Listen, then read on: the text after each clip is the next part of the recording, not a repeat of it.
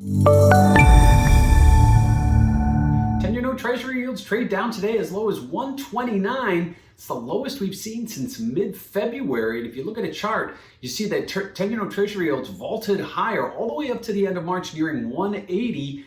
And have since been backing off. It hasn't been a straight down trade, it's been a choppy one, but over the last several sessions, we've seen a big move lower, taking us down to the low of 129. So about a 50 basis point correction in 10-year note yields since the end of March. Haven't seen a change in Fed policy. Actually, I've heard more hawkish talk than anything else. We've seen improved economic conditions. So a bit of a curveball to the treasury market as we see yields continuing to push lower. Today, no different. We see them touching the lowest that they have since mid-February. Now, what does that mean for volatility? Well, if you check out that CVOL index over at cmegroup.com, you'll notice that the breakout we've seen this week has vaulted volatility higher, given the fact that we weren't able to sustain higher yields, and the fact that in the face of what I just mentioned, more hawkish Fed talk, more positive economic data, optimism that they're going to be raising rates not in the fall, but talking about pulling back some of their policies in the fall and raising rates next year.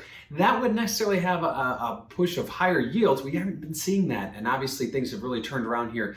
Positioning squeeze possibly, but ultimately when we're talking about stocks on their highs and we're talking about the dollar rallying, treasury yields going down doesn't fit in that puzzle. So right now we're seeing volatility go higher. We saw a big move higher today. It'll be interesting to see how we finish out the week. If those yields continue lower, does volatility go higher? Obviously that would be the consensus, but if we do see a pull up back into that old range, volatility will likely come off. Now, what did we hear today from the Fed? We got the minutes from the June FOMC meeting, and really what they talked about was tapering and talking about tapering. They aren't going to make there's no action coming in the near term, but certainly the willingness to act and the willingness to talk about it is there. They're talking about mortgage-backed securities and treasury buying, how they're gonna pare back and taper some of their purchases. Some wanted to do just the mortgages, some wanted to do both mortgages and treasury. So still some details to iron out there, but nothing really, no curveballs from today's minutes that would have shocked the market at this point. So the Fed's still on pace. We're going to keep an eye on that Jackson Hole Symposium at the end of August, and obviously that September FOMC becomes very critical